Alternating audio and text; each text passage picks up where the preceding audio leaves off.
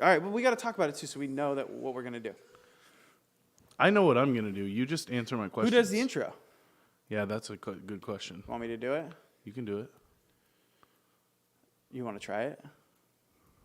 You want me to try it? I want you to fire off one. Hey, everybody! Welcome to Big Dick Cowboys. All right, so it's You mine go- then. yeah, you go I'll ahead. just do it. All right, we're Belly Boys, and we want to talk to you about AEW Dynamite On TNT. This show is kind of unique because I don't know much about wrestling. I used to watch wrestling back in the Attitude Era when WCW was still a thing. I did too. And I fucking loved it back then. Am I allowed to say fucking on this show? Yes, say fuck, fuck, dude. I love to say fuck. Yeah, I fucking loved it. I love The Rock. I love Stone Cold Steve Austin. Who didn't? But I also love WCW and Ric Flair. I just loved his energy.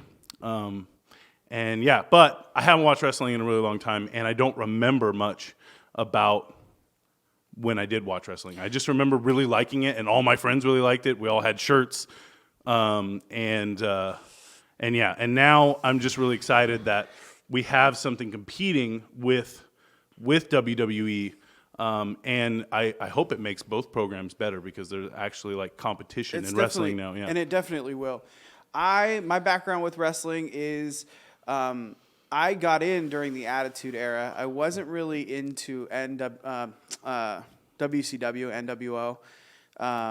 I really was just kind of a WWF kid, and my dad passed away like a little bit before I got into wrestling, and I feel like that was a big part of me liking it and kind of falling in love with it because it was like, I don't know, it was kind of like masculine energy, and it was a little unruly. And you had what, your mom, your sister, My little brother. and you're your little brother, but there was a masculine energy missing from the house. I used to do a lot of wrestling moves on my brother. On my mom's bed.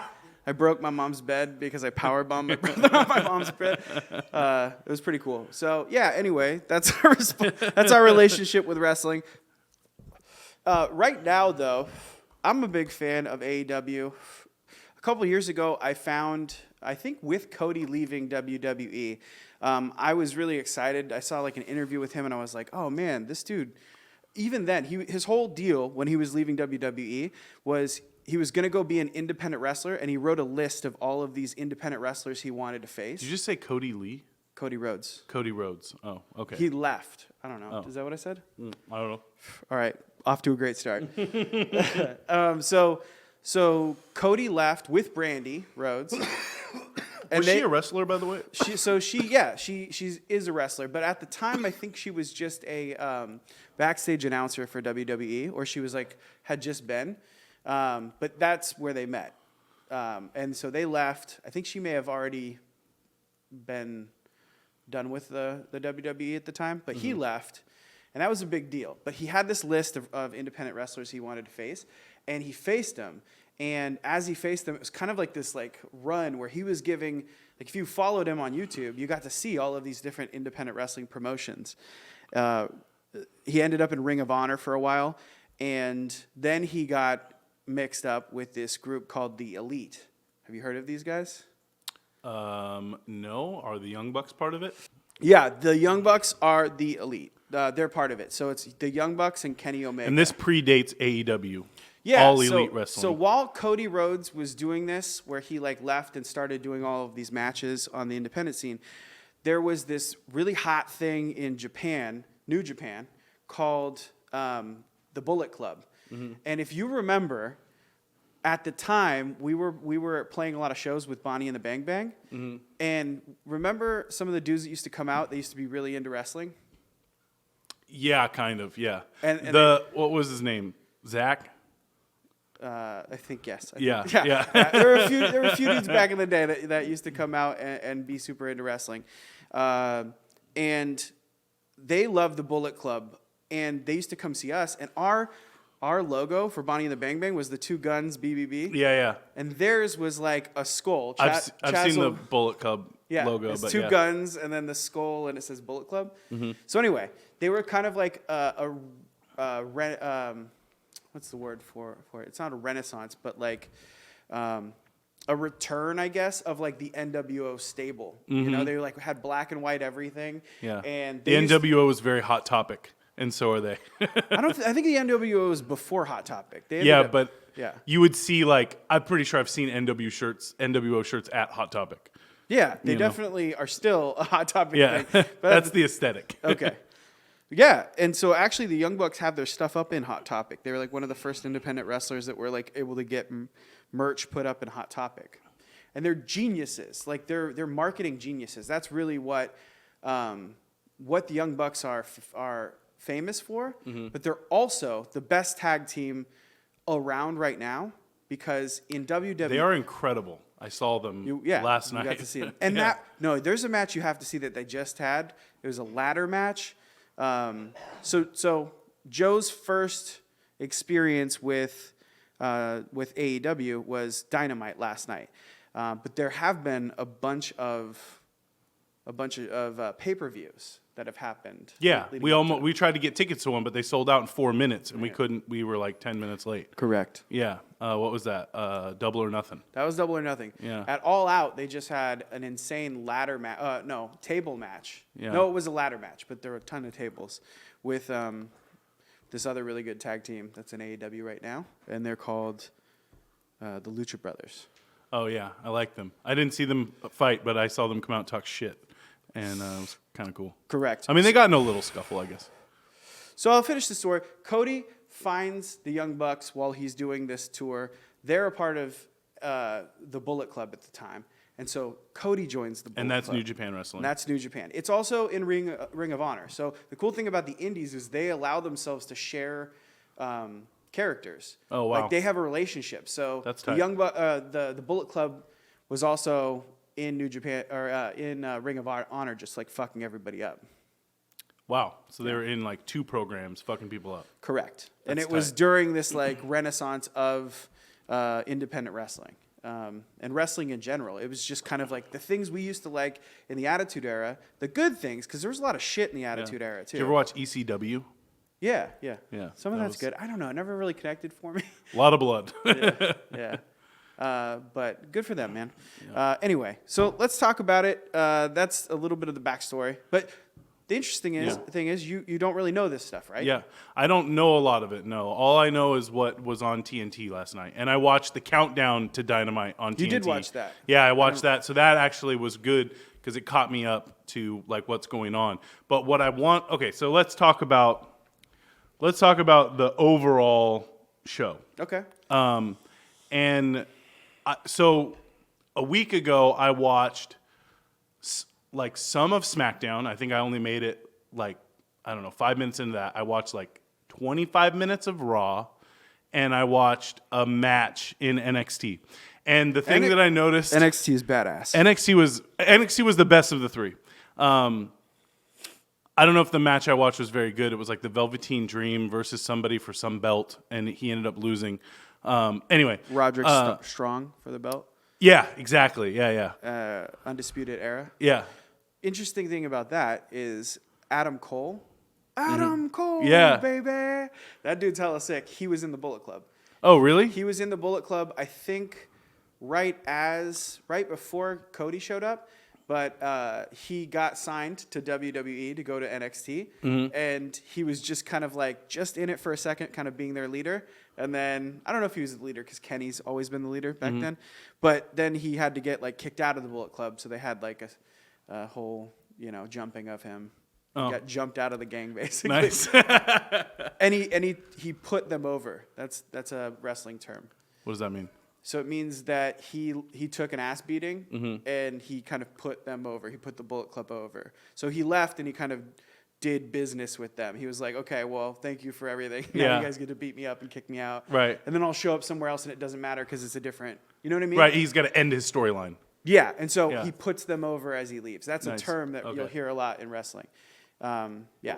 So anyway, I watched that, but what I noticed watching shit. Raw was that a couple of things. The crowd was like asleep. Like no one seemed to care. And then Raw just started like trucking out all these old dudes. Hulk Hogan, Ric Flair. I mean, I love Ric Flair, but he's like in his 90s. and who else did they bring out there? They brought a bunch of people out, and it was like, and then people would like get up and like be excited for a second, but it was nothing near what AEW was last night. So they were NXT is. Yeah, I also NXT they were going wild. Yeah, I watched the NXT show. But it's crazy that the energy of AEW like came through the TV screen. Fine, Usually yeah. you only really feel that in person, but when you're watching it, you can actually like feel the crowd energy. It's crazy. Yeah, it's really cool, man. It makes for a better show. Yeah, definitely. The other thing I thought the announcing was like kind of classic. They didn't have like It's getting better. they had like I mean, they were partial. I mean, they would say that things were bad or like, why did he do that? You know, but it was like good. I don't know. It was good announcing. What I noticed in WWE is that they argue all the goddamn time. Yeah, they argue all the time. They always talk, and Yeah. they're just talking over everything. And the cool thing about AEW wrestling, now, granted, JR sounded a little checked out at times because it's like he almost doesn't give a shit about some of the wrestlers that are in AEW right now. And he's Really? like, this is kind of ridiculous. Or like, he's like, I'm going to go eat some buffalo wings or something. I did not pick up on that at all. He didn't today, but in some of the pay-per-views he has. Oh, really? It sounded, and I say today, I mean on Wednesday. It sounded like he was more into it. And they had a cool pacing where they were doing it more like UFC or something. They're like being quiet and waiting for things to happen and then talking about what was happening. Who was the guy in the lucha mask? There were two. Are you talking about the Lucha Brothers or No, the Oh, lucha guy, the commentator in the lucha mask. Excalibur, I think is his name. Huh. And he's just a commentator, not a wrestler? Yeah. And I'm Wow. pretty sure he was a part of Ring of Honor. I don't know. I didn't really watch Ring of Honor, but I'm pretty sure that's where he came from. And he's good. He's good. It's weird that he wears a mask, but like, but I don't care. I mean, it's a wrestling show, you know. I wear sunglasses on another podcast or YouTube channel, so like, I almost feel like it's a thing that helps you be your character, you know. Right. Once you put that on, you have to. It's kayfabe. You have to be I wear this mustache to stay in character. and succeed. Yeah. and usually succeed. That's how you do. Don't get upset with yourself. I You're look fine. dumb. Now I understand why you guys don't think I could fix a car or Do you set up a understand- desk. I wouldn't trust me either. Like, that fool can't do shit. That's why I never got a promotion, dude. So My wife constantly tells me how handsome I am, and I started to believe her, and that was a mistake. Dude, my girlfriend does that to me too. And I'm like, I'm like, shut the fuck up, dude. Like, it's like she's telling a secret. I'm like, shut the fuck up. What are you saying, dude? They're gonna think you're crazy. You know what I'm saying? People are going to laugh at the handsome boy. Hey. You know how weird it is? You know how weird it is when your friend who had a cool beard all of a sudden thinks they look hella cool in a mustache? No, but I'm sure you're going through it. All right, so first match. Cody versus Sammy Guevara. Cody won by, what do you call it, pinfall? He tickled him.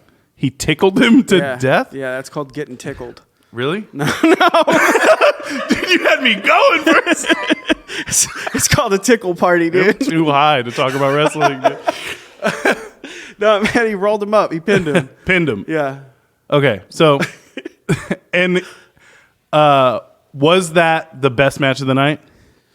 Oh, yeah. For me, it was. Honestly, I'm just in a place where I just really love Cody's ability to tell a story in a match, but also like leading up to a match.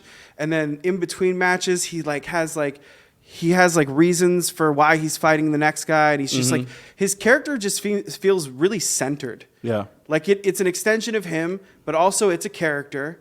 And he blends real life and kayfabe really well. Yeah, He weaves in and out of it, yeah. I saw an interview where he kind of said that he has to. Like, his character is himself because all eyes are on him. He's part owner of the company. And everybody knows his story. He's Yeah. Dusty's son. Right. He's fucking Gold Dust's brother, Dustin. Yeah. He's his brother. So he is a person that you have no choice but to know about where he is. And that was the weird thing about when he used to play, or when he used to have to act as Stardust, is it was a character that was a riff on Gold Dust, which was his brother's character. But he never even invented that character. That was like something Vince McMahon told him to do. And That sounds like a terrible character for Cody Rhodes. The American Nightmare. He was really good as Gold Dust, actually, but he hated it. He was like, okay, I did this for you. I did this job for you. I did this business for you. It's my turn, like, to have my own thing. And they were like, no. No. That's not how it works. Go fuck off. Fuck WWE. And here's the thing. They've been doing that to people that aren't named John Cena since... No, they have, though. What was that? What's that? Yes. What's that guy? I love that That's dude. Daniel Bryan, yeah. He has a story like that, too, right? Where Vince McMahon was like, this guy, the crowd loved him, but Vince McMahon didn't like him, so he didn't make anything of himself in WWE. And CM Punk was like that too. Yeah, those are like the two characters that have had runs kind of like that, but they really never had success outside of the WWE. I would love to see that guy. What's his name? Daniel Bryan go to AEW and see where his character would go there. He's gonna retire. Oh, really? no, but that we know what that means. Okay. Oh, you got it. I forgot halfway through because I'm so high. I was like, you know what that means? And I was like, wait, what does it mean? I was like, what are we talking about again? All right. So the Sammy Guevara guy, to me, seemed a little flippy.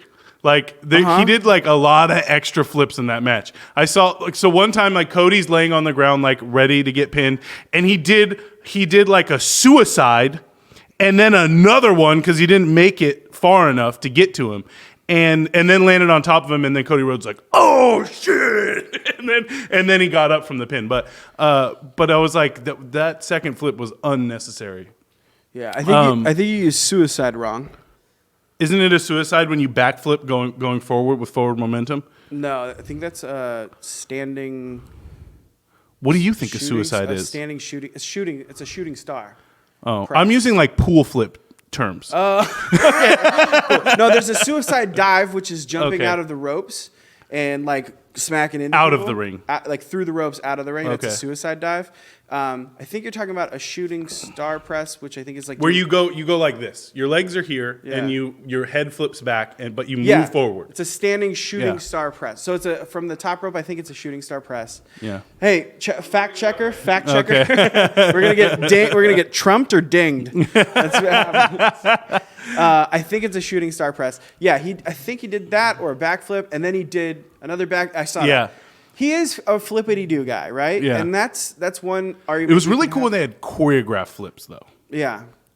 Well, the thing is that those flips are a good basis for a character, but he's super young. So now he's in a company where they can kind of help him grow and help mold his character. The thing is if you have good agents, I guess this is me just thinking about it. I don't know if this is true, but I imagine if you have good agents and producers backstage, like they have like Billy Gunn, who used to be in DX. They have some cool agents back there. They're there to help groom the talent and kind of pimp them out a little bit. Pimp my ride? Yeah, but they shouldn't be like forcing you to do something that you don't want to do. Like that I think is where WWE and Vince McMahon kind of fuck everything up. Right. They're like, these are my toys. I'm going to make you do this. Yeah. Whereas they're like, wear this and talk this way with this accent. And AEW is like, it's your character. You're from Colombia now. Yeah. You're Cuban. Yeah. You love cigars. and your finisher is called the Cuban Missile Crisis. What would that, I don't know what that would be. Can you do a Vince McMahon? No, I can't. I could try. And your finisher's called a Cuban Missile Crisis. Is that good? It's not great. I've heard better, and I haven't heard many, so that's not good. Hi, I'm Vince McMahon. What? Hello. Hi. He said, "I am Vince." Hello, Patrick. I'm Vince McMahon. Why is he talking to me? Dude, my name's Krang, bro. You got the wrong number, dog. Anyway, I think that what I was going to say, you were talking about Sammy Guevara. He's young, and you think that he has a lot of potential. I do too. Yeah. His character right now, I already like hate him because he reminds me of like I think he should even like think about getting face tattoos. Because he reminds me a little bit about. he reminds me a little bit of like a young rapper like Post Malone or something, like with the hoods and shit like that. And I really, really want to slap him. And I think that's his character, though, right? Yeah, he's a YouTuber. He Yeah. is a YouTuber. Right. So like he's a YouTuber. But he does that wrestler. well. He makes you hate him well. He plays a great heel. Yeah. That's Yeah, all I'm for saying. sure. No, I definitely agree. I definitely agree. But I think some face tattoos would really set that off. that's the part that loses me. And it's like then you said it again. So it's like we almost were past it. But I'm thinking about getting a face tattoo. do I have to ask about this? Do we have to address this? This is the fucking craziest shit I've ever heard, man. Can you cut the face tattoo part out? Nope, not anymore. We almost were able to, but then you said it again. And it continues to be funny. Okay, so Sammy Guevara, yeah, I think he's super cool, whatever. I mean, really the main part of that story is that Cody and Brandy and everything that Cody touches right now is electric. He's like it's his time. He's arrived. In my opinion, every match that he has is just like must see. So it's like wherever he is on the card, he's gonna have it was the awesome. best match. So what's next for him? Who does he have to fight next? He's fighting Jericho, which is why he was jumped by Jericho at the end of the match. So if he would have lost to Sammy Guevara would be fighting Jericho for the title? I don't know. They need to stop trying to make that a storyline because that's not how it would work. Like in MMA, they're trying to make wins and losses matter, and in MMA. If he was fighting Sammy Guevara, I guess if Sammy Guevara beat him, then he could. Okay, maybe I get that. In MMA, they wouldn't be in the same weight class. No, but they're not doing. I'm just kidding. They're not doing weight classes. But in MMA, if you have like the top, like you have the number one contender, and for some reason he fights like the number 4 guy, I'm pretty sure. I don't think the number 1 contender can fight the champion anymore. Somebody else would. It might not be the number 4 guy, but maybe it would be. So I guess I follow it now. I'm kind of with it. I had to talk it out and be like, oh, actually, no, that's kind of tight. Well, I like it that it's like it's a bracket you can kind of follow. Yeah. I mean, I guess I'm just not used to it. Because that's what's good about watching sports. No, which is 100%. where like WWE Yeah. lost with the 17 belts. And like you can't understand who fights who next, and if who beats who, then who's the champion. It's very confusing. Well, in the they also WWE. have this thing called 50-50 booking. Have you heard about this? No. I don't know if they're still going to do it because they're changing a lot at the WWE or whatever. It's hard not to say WWF. It just sounds better. I want to say it too. You did say it, and that's why I had to like slow down. But they have 50-50 booking, which means that wins and losses don't matter. So if you have 2 guys in a program, which is like a series of matches to build to a blow off, which is like a main event at, or it doesn't have to be a main event, but at like a pay-per-view event. Yes, thank you. I'm losing the words. So if you're doing a program, it doesn't matter who wins. You have each guy win 50% of the time, and then you have a blow off. And the thing is that doesn't create any tension because you don't have a guy who's getting beaten up all the time, and then he like gets over one time. So you don't have this like interesting storyline. So yes, wins and losses are supposed to matter in AEW, and in WWE they don't at all. Yeah. Yeah. So the next match was Pac versus Hangman Adam Page. Yeah.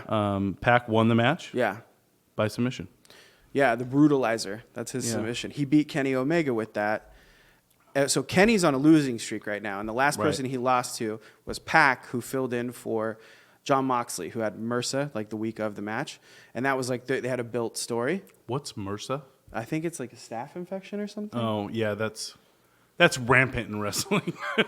I don't know. I could be wrong about that, but it is MRSA. He did have that. He had like a sac on his arm that he had to have surgery on, or he was going to lose his arm or some shit. That's gnarly. That's what I've heard. That's what that's the word on the street. Staff. Okay. So that happened at All Out. Kenny was supposed to fight Jon Moxley, and instead Pac stepped in. And Pac's whole story is that he was the Dragon Gate champion when he signed with when he like signed up to have a match with Adam Page. He was going to do that at Double or Nothing, but because he was the champion, he didn't want to kind of screw that company over he was supposed to lose to Adam Page. And so he was like, I can't do the match. And so at the last minute, he dropped out. And they had a match at some other promotion, some indie promotion. It might have been Dragon Gate, and it was DQ. So they kind of had a blow off for that early. That guy, Pac, filled in against Kenny Omega. He beat Kenny Omega. Wow, that's cool. Yeah. Sorry. Did I say the thing about we're so high. Did I say the thing about how he was undefeated for like a year? He was Yeah, they said that last night when he came out. You didn't say that, no. Okay. But they said that last night. I knew that. Perfect. Yeah. We all know that now.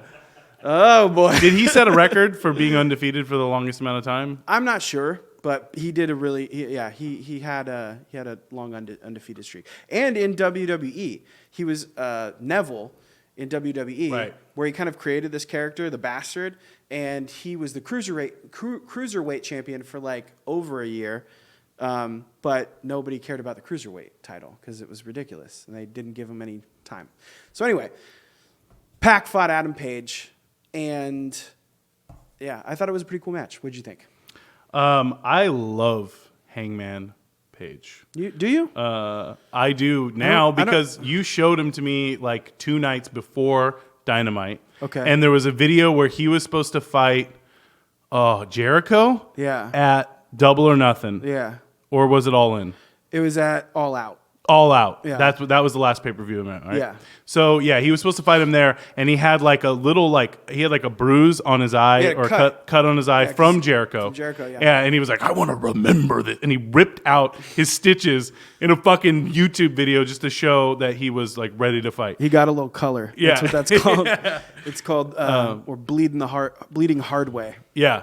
And I don't know. I thought that video was tight. And I was like, damn, he's really mad. He really wants this. Yeah. But he ended up losing that. And now he's losing to Pac. So he's on like a losing streak. What do you think his story is going to be? I don't really. Or what is his story? Is he supposed to be a good guy? Because I like him. That's the interesting thing. When you start to think about how wins and losses work in wrestling, there's this thing called doing the job for someone, which is putting someone over, basically. It's taking an L, basically. And you should be putting someone over while you're doing that. And so in wrestling, every time you have a match, someone's got to lose. So right now, Kenny Omega is on a losing streak. I think he's lost. He lost against Pac. Before that, he lost against Jericho. And he's won a few, but he's losing a lot of pay-per-views. Did he lose another one? I don't know. He might have lost another one. I can't remember. Jericho? No, Kenny Omega. So Kenny Omega's on a losing streak. Right now, Hangman Page is kind of on a losing streak. So it'll be interesting to see what happens, but somebody's got to lose, you know? And it's like he's putting over strong guys. He's put over Jericho at this point, and he put over Pac, and Pac beat Kenny Omega. So he's another like kind of elite level AEW. So yeah, he's kind of in that rarefied era of Jericho, Cody, and Pac, I think, is right there. I like Pac because he's kind of scary, and I like Hangman Page. I like his whole motif and character. I don't get Hangman Page yet. I don't like him yet. Like, he's a fucking phenomenal athlete. He's a big dude, which is kind of a rare thing in AEW. But I don't really get his... I think he's cool. He's nice, but I don't get him so much. Yeah, I don't get him either because I think when you watch wrestling, you kind of take cues from what you're seeing, and like... You kind of ask yourself, am I supposed to like this guy? Yeah. Or am I supposed to not like this guy? And I can't figure that out for him. I don't know. So you can't figure out if he's a heel or a face? No, I can't figure that out. He's What do you definitely think? he's a face. Yeah. All the way. Yeah, he's a baby face, for sure. Okay. So that makes sense because I like him a lot. Yeah. So he's like the underdog, basically. Because, you know, Jericho's like, he'll do dastardly tactics.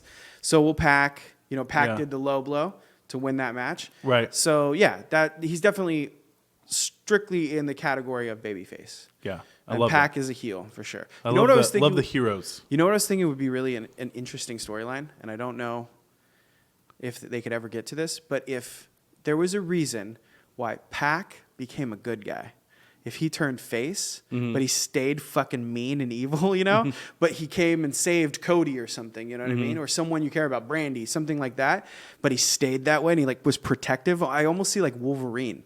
Like you could do that with Pac if you turned him face in the right way. Right. Yeah. And that'd be cool though. Like the reluctant hero. Yeah, and just like the fucking ornery guy. Like we haven't had that since really Stone Cold, like when he first came out.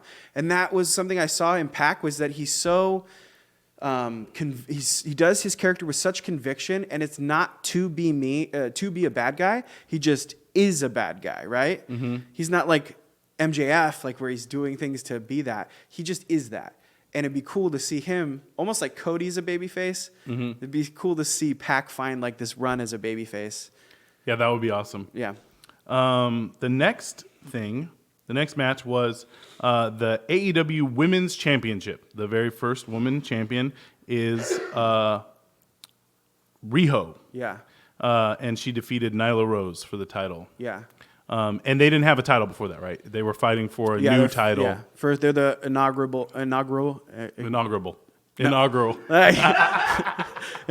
champions. They're the inaugural. Inaugural. Right. Okay. Anyway, we gotta go. Yeah. No, they're the inaugural champion. You can't stop saying it. I can, and it's okay. So the inaugural champion Riho is much smaller. Very small. Much smaller than Nyla Rose. Correct. And I like that was the second match of the night where you had like a much bigger person fighting a much smaller person and a much younger person.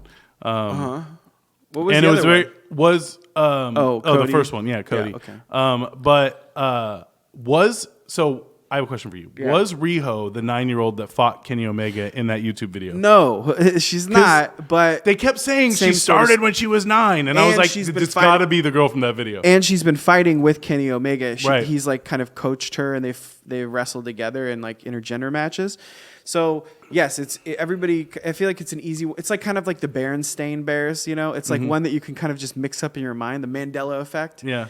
That's what happens. Like they were trying to confuse me on that though, because they kept saying like everything's a conspiracy with you, man. Yeah, no, I mean, no, they're not. But it just happens. Been wrestling since he was 9, and then on YouTube it's like 9-year-old fights Kenny Omega. But they don't know you've seen that, right? So no, they know.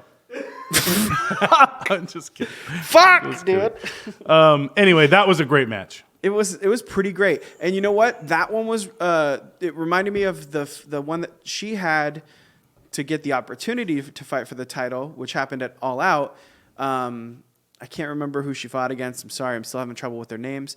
But another of the Joshi girls, the girls that came from Japan, she fought her, and their match was similar. Where in the beginning, you're like, "Ooh, I'm so bored," you know, like nothing has a lot of impact, you know. Yeah. But then it picks up, and it starts to pick up, and then it's like high impact moves, and you're like, "Oh my god, I'm actually into this." Yeah. Oh match. Yeah. That's what I thought right at the beginning. I was watching with people that were not interested in watch. I had some friends staying over last night. That's a good. And I was watching with this married couple that were not interested in watching wrestling. I was like, this new wrestling thing came out. I got to watch it. And we started watching that, and they were like, "This is ridiculous. You know, this is this little girl is not going to beat this." Oh, like, you Cole out on this? Yeah, I love when Cole does that kind of shit. He didn't Cole out, but it was just kind of like, this is ridiculous. And yeah, that's calling out. And then we started. You know it is. But then we started watching. It is, dude. We started watching it. Are you guys even serious with this shit? While he drinks whiskey out of the bottle, like.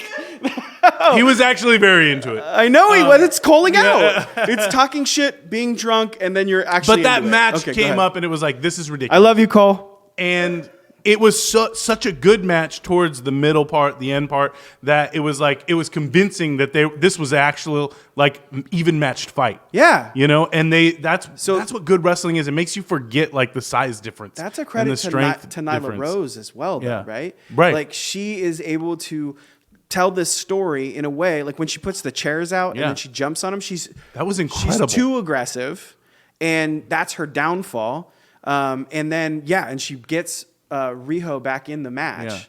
Yeah. That chair thing was incredible. I actually did a replay on that. I watched it like 3 times. That shit hurts no matter how you do it. Dude. Incredibly bad. I mean, that's one thing about new wrestlers. I'd call in sick the next day if I did some shit like that.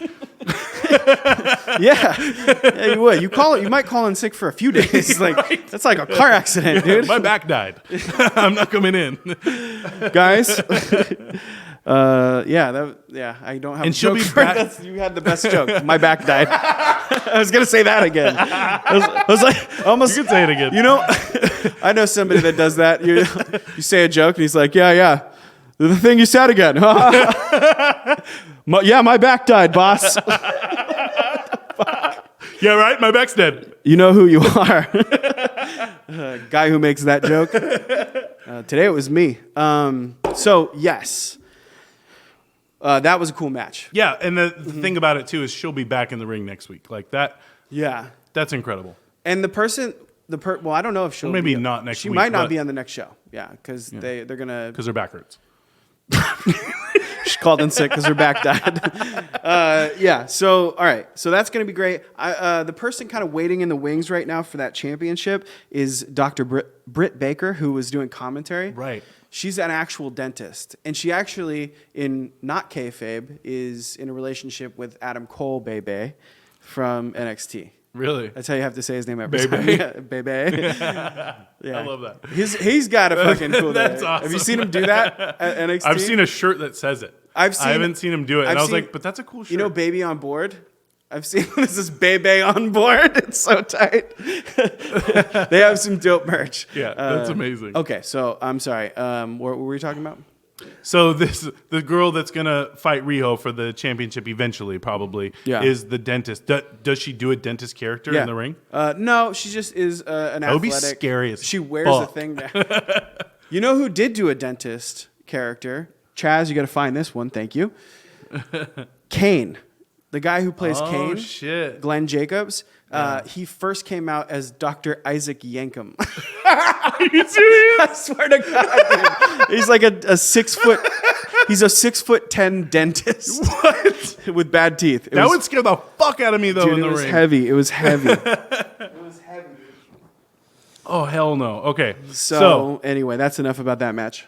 The last match was Chris Jericho with Santana and Ortiz versus Kenny Omega and the Young Bucks. And Chris Jericho and Santana and Ortiz, they won. Do they have a shorter name, or is it always Santana and Ortiz? Right now, it's that. That's ridiculous. Anyway. Well, they used to be called LAX, and they used Okay. to be on Impact, I think. I don't know. I don't watch that show. But they're supposed to be pretty dope.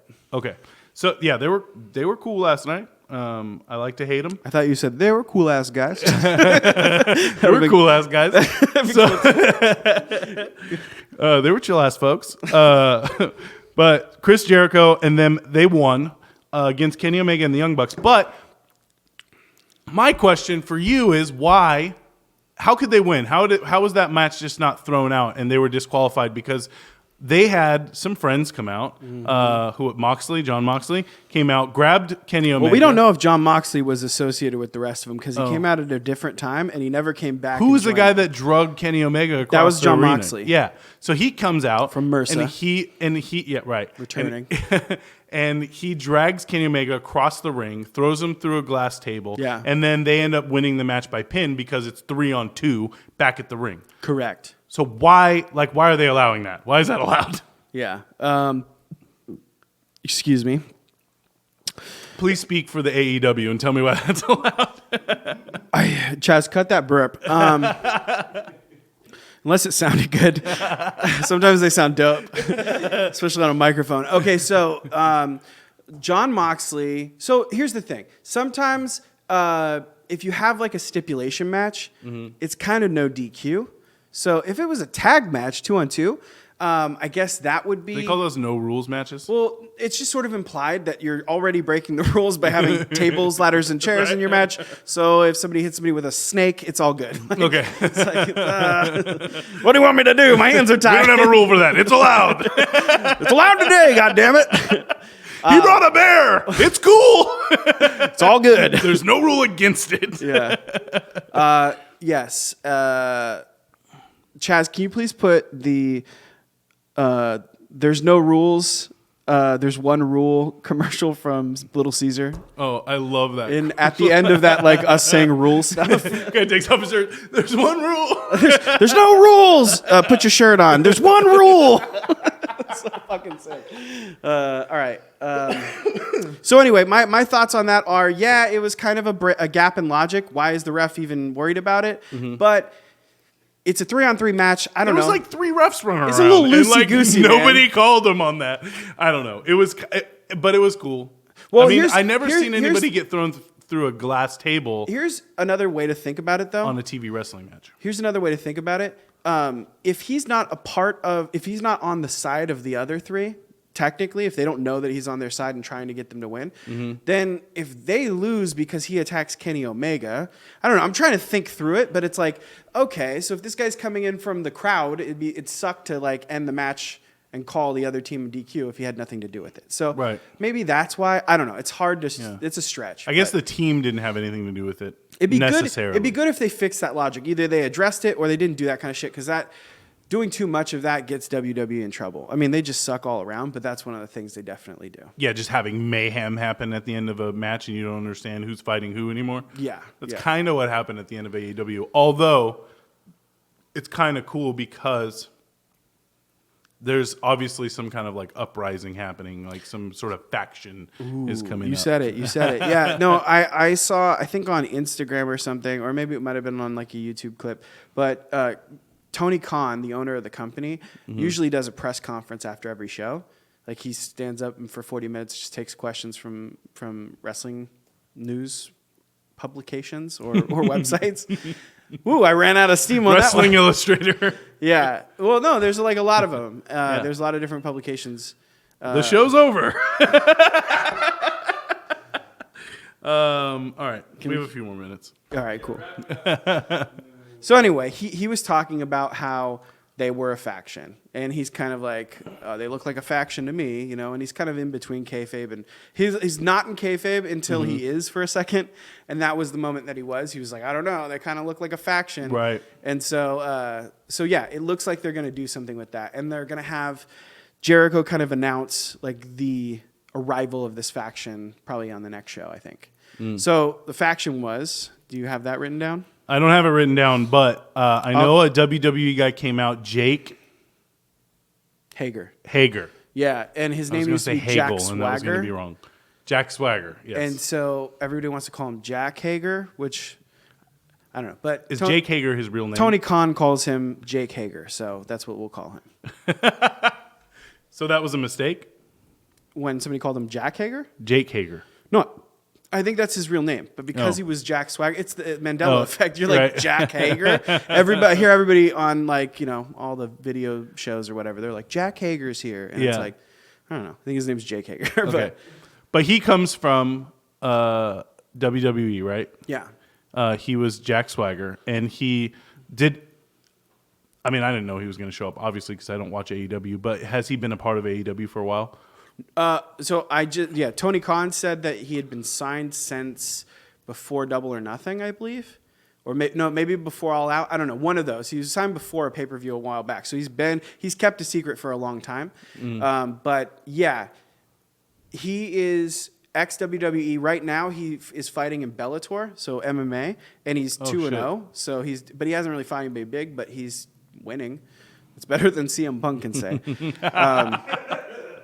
Oh, can you have like the kids like in front of me, like do the crossover thing? That'd be dope. Yeah. So, but the interesting thing for me watching that guy come out is, first off, he's fucking scary looking. Like everybody else that he was fighting was like 5 inches shorter. Yeah, than he him. looks like a real wrestler. He's a big guy. Yeah, he's a big dude. What they call a powerhouse. Yeah, that's what he is. So everybody else is like high flyers or, you know, technicians. A lot of flippy flippies. A lot of flippy flippies. Yeah. But he's a powerhouse. And they don't have anybody like that right now that I can think of other than Luchasaurus.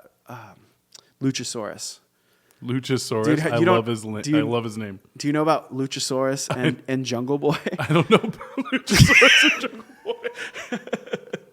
All right. Hey, tune in next week when we talk about Luchasaurus and Jungle Boy, and I fucking blow I Joe's can't mind. wait until next week. Dude, it's going to be so good. I can't wait. All right. Thanks so much. Hey, this is a new YouTube channel. So if you could do us the favor of like, subscribe, share, write letters, and comment, that would be cool. We'd appreciate you for that. Thank you very much. Martin Squirrel. Marty Skrull. Martin Squirrel? Martin Squirrel.